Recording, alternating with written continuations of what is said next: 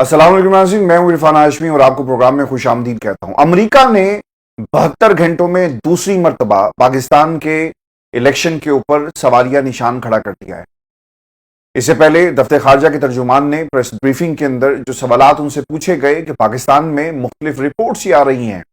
कि इंतखाबात free and fair नहीं हुए, अवाम के मैंडेट का एहतराम नहीं किया गया, अमेरिका इसके ऊपर अपना क्या मौक़िफ़ देगा। फिर उनसे ये भी सवाल किया गया कि पाकिस्तान के अंदर जो भी हुकूमत बनती है,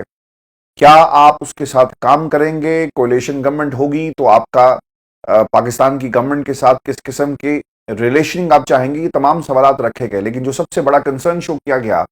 दफ्तर खारजा की तरफ से वो था पाकिस्तान के इंतखाबात और इसमें धांधली के उठते हुए सवालात, और इन सवालात का जवाब अब अमेरिका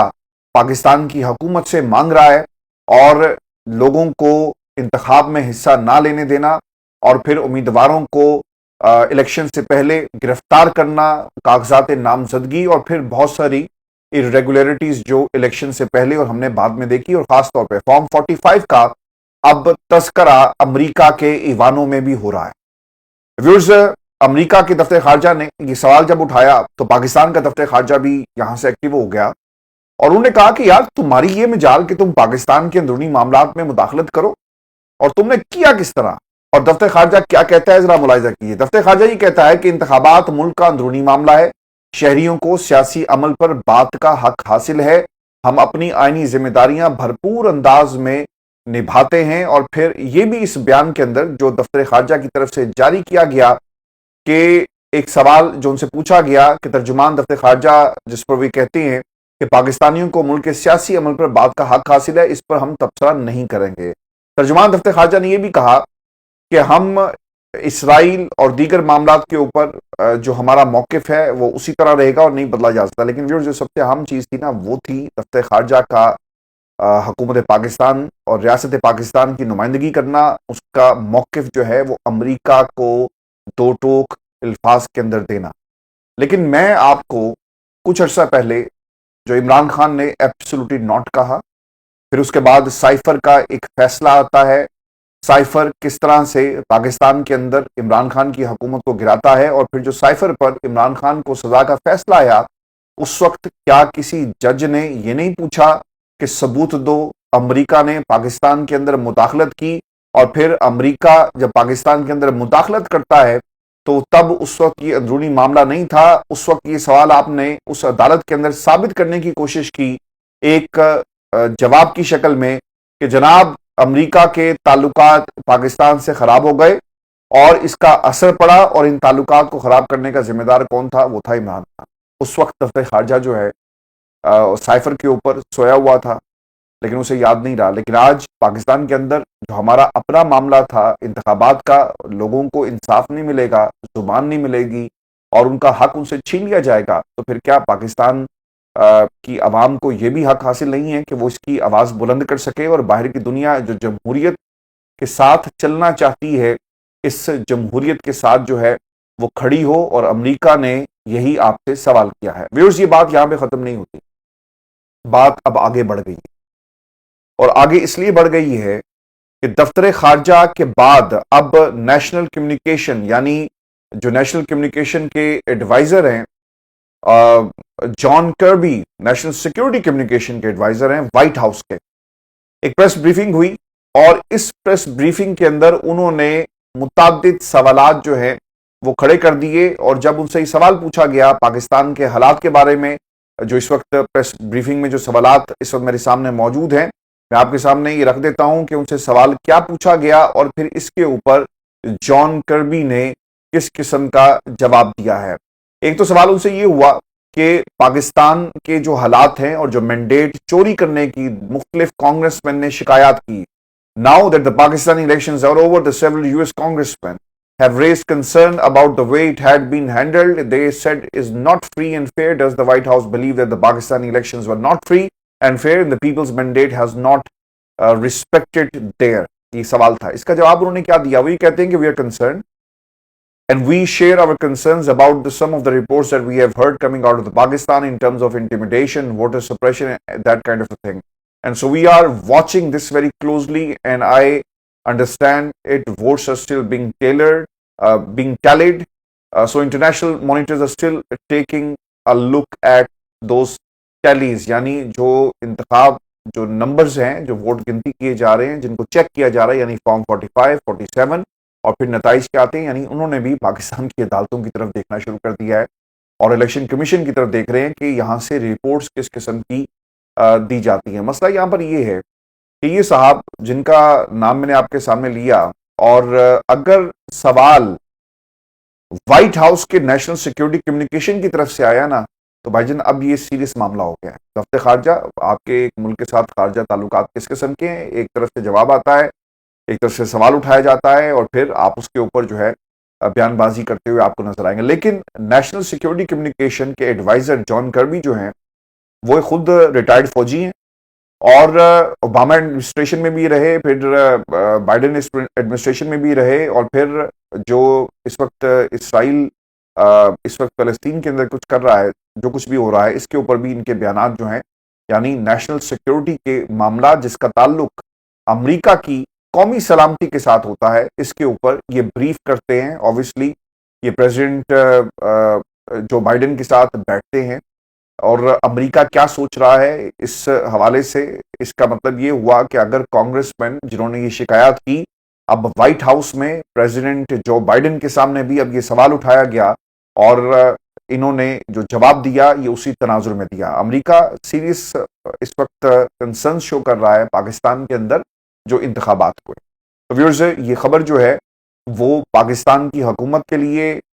मौजूदा अच्छी नहीं है और जो आने वाली हुकूमत है उसके लिए एक बहुत बड़ा चैलेंज होगा। शहबाज शरीफ अगर मुल्क के वज़ीर-ए-आज़म बनते हैं तो वो अमेरिका से इस लेवल के ऊपर किस तरह उन्हें यकीन दिलाएंगे कि हमारे मुल्क के अंदर इंतखाबात बहुत अच्छे हुए, और धांधली का जो इल्ज़ाम लगाया जा रहा है, जो इंडिपेंडेंट मुबस्सिरीन आपको रिपोर्ट दे रहे हैं, वो शायद इमरान खान ने बनवाई हैं और इन रिपोर्ट्स का ताल्लुक इमरान खान से है, इससे हमारी हुकूमत का कोई ताल्लुक नहीं है। यही कहेंगे ना, और क्या कहेंगे? आप यूरोपीय मुबस्सिरीन के बारे में क्या कह सकते हैं? आपके पास कोई जवाब नहीं। इंटरनेशनल मीडिया पाकिस्तान के अंदर मौजूद था, क्या आप उस को डिनाई करेंगे और क्या सबूत देंगे? तो व्यूअर्स, ये एक इंतहाई सीरियस मामला जो है वो बन चुका है। लेकिन अभी भी कोई अगर ये समझता है कि अमेरिका पाकिस्तान के अंदर हालात के हवाले से कंसर्न सीरियस जो शो कर रहा है,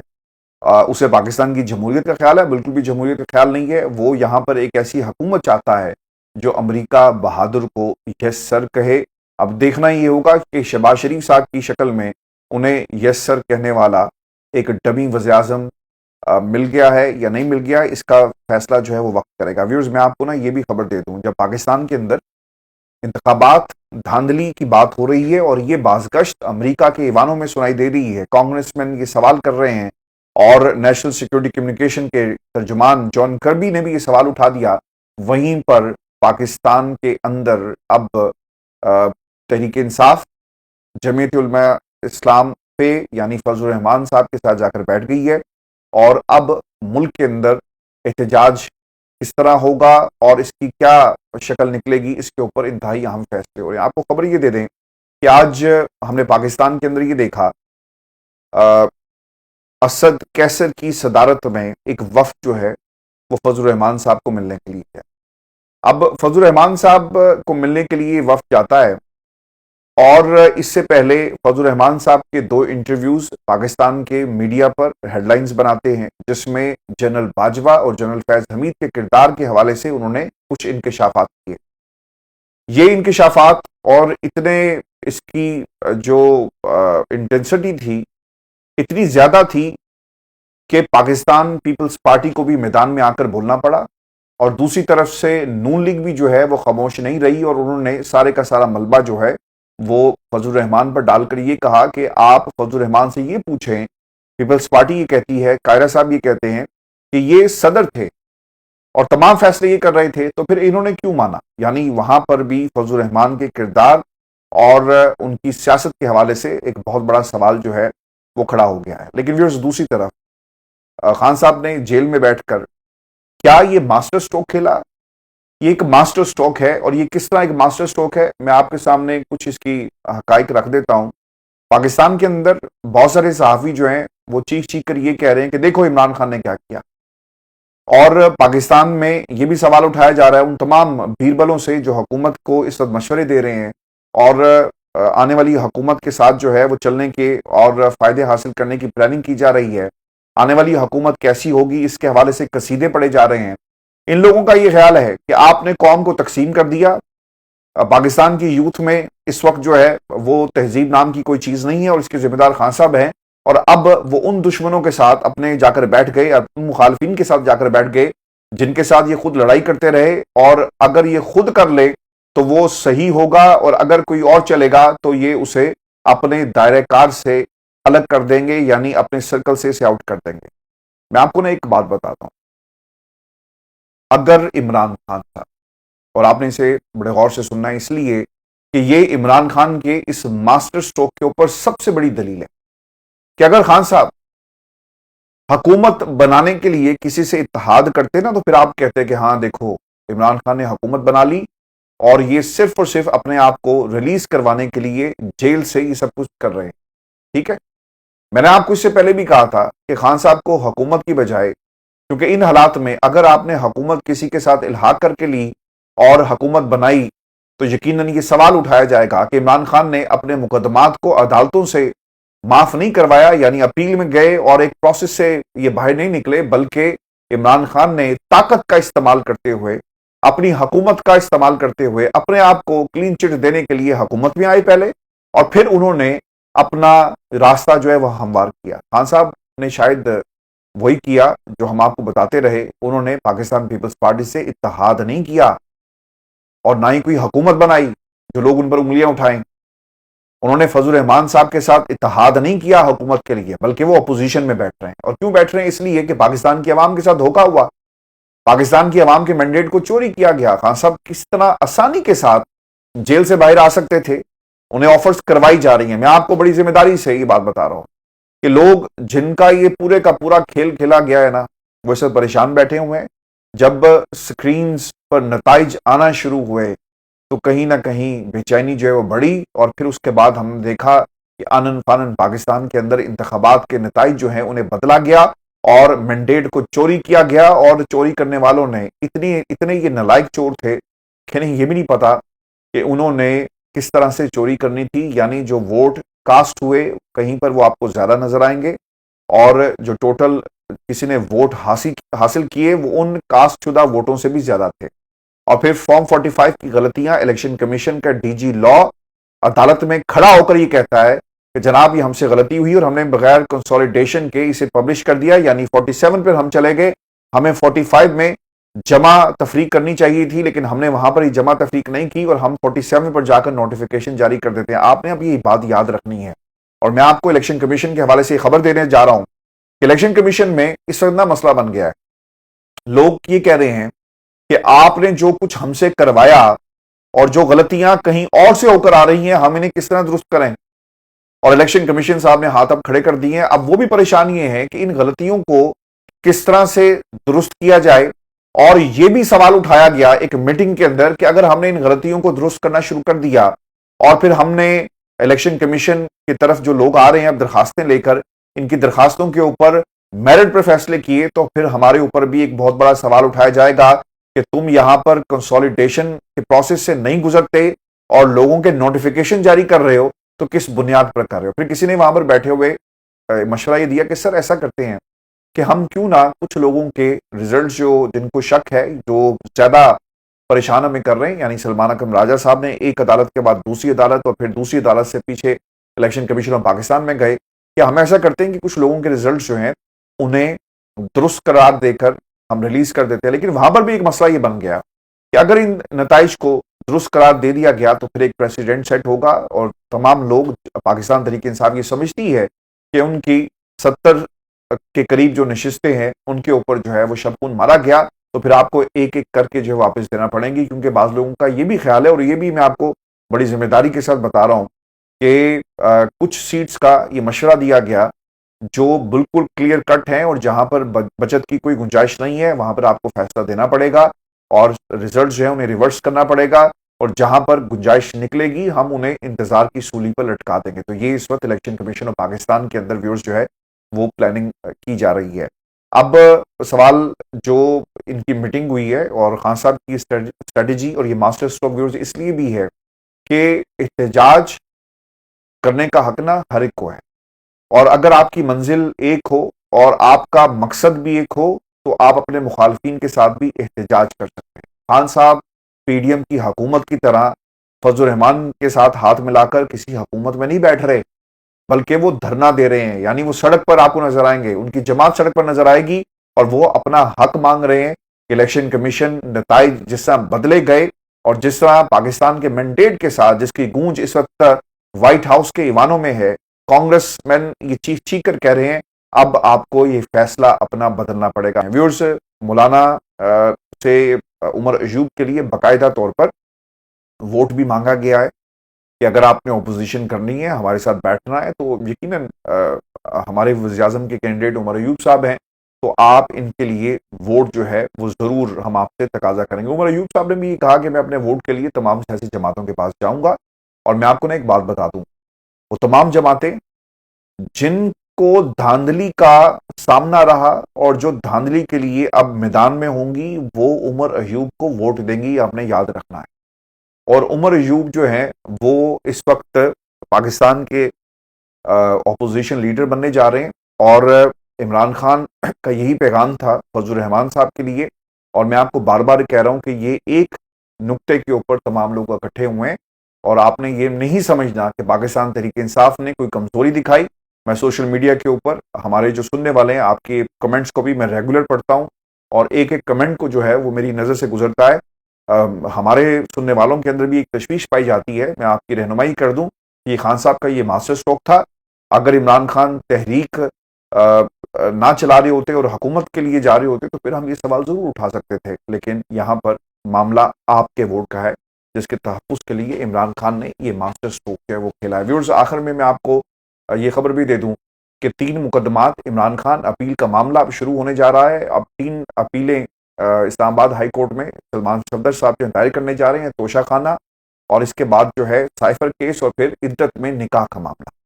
آپ کو یہ بتا دیں کہ یہ تینوں مقدمات ایسے تھے جس میں سب سے بڑا جو کرٹک ہوں وہ میری اپنی ذات تھی، اور میں نے بار بار یہ سوال جو ہے وہ آپ کے سامنے بھی رکھا. پاکستان تحریک انصاف کے جتنے بھی لوگ جن سے میری بات ہوتی ہے،